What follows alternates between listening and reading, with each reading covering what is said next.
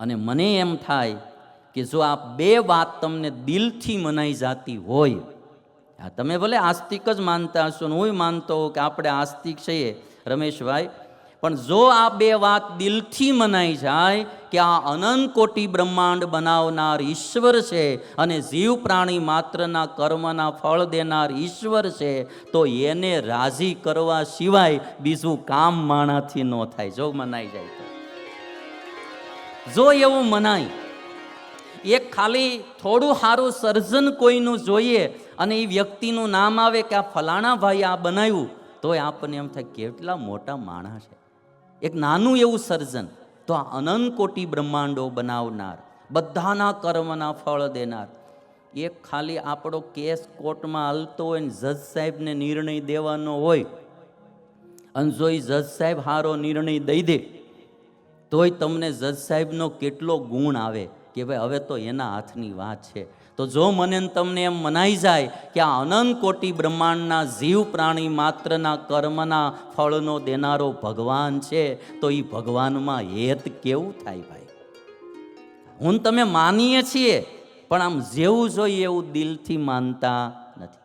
અને જો મને તમને એમ મનાઈ જાય કે કર્મના ફળ દેનાર ભગવાન છે, તો છુપી રીતે કોઈ દી અકર્મ થાય ખરું ભાઈ?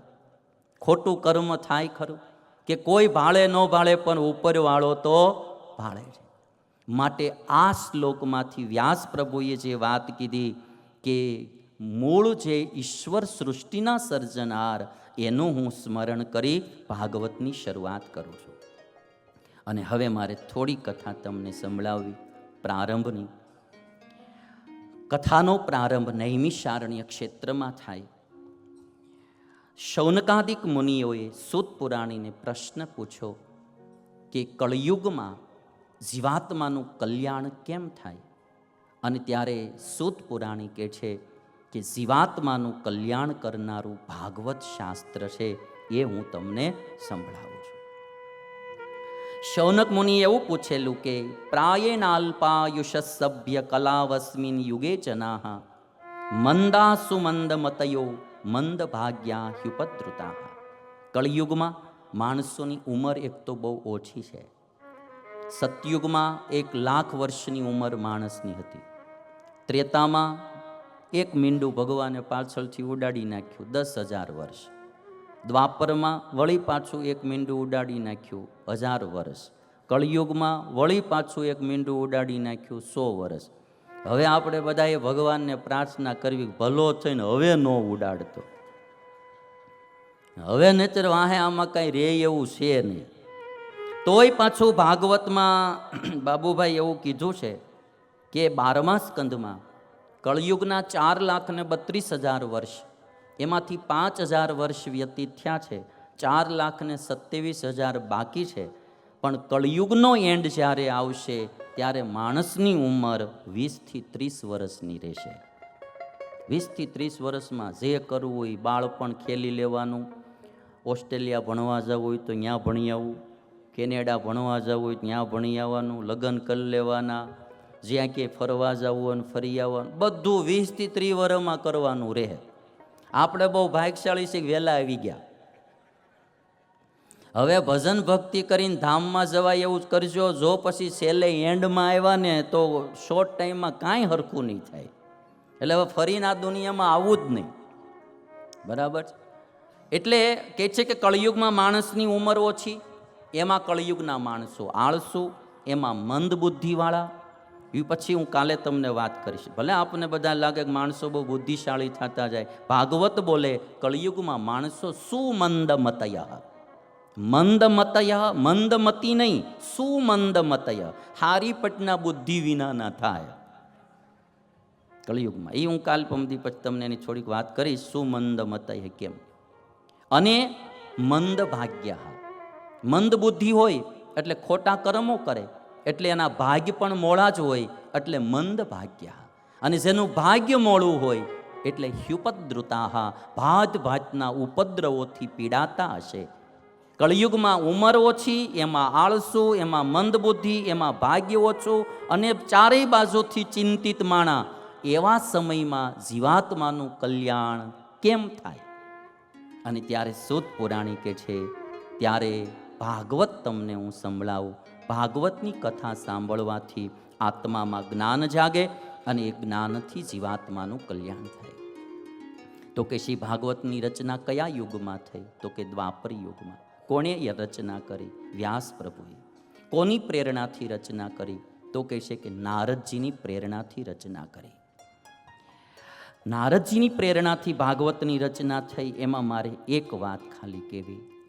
નારદજીની 3 જન્મની કથા ભાગવતમાં લખાણી છે.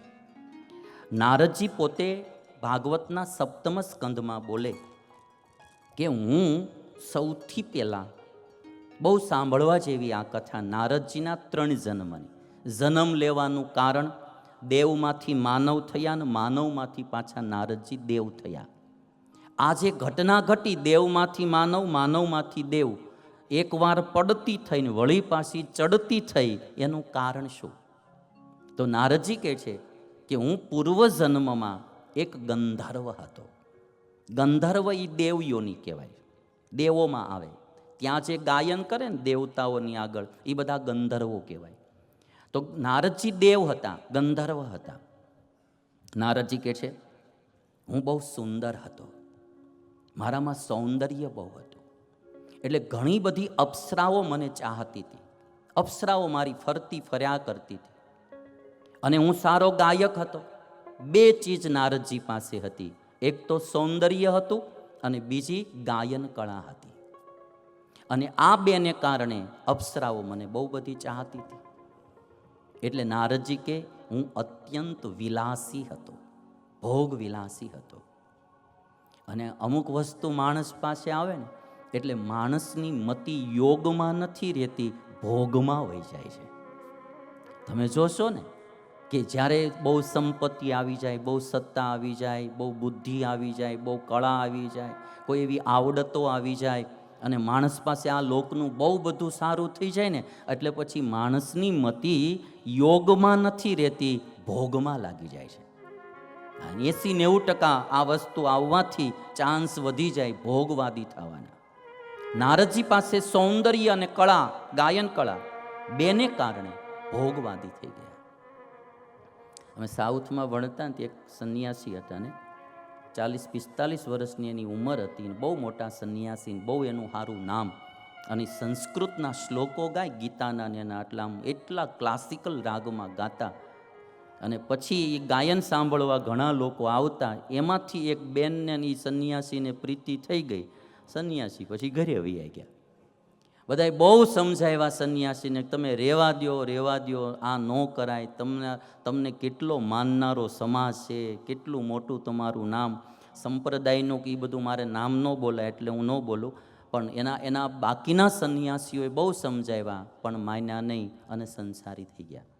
એક ગાયન કળા સંન્યાસીમાંથી સંસારીમાં લઈ ગઈ. આ ગાયન કળા આવી છે. એટલે બહુ ધ્યાન રાખ્યા છે એવું.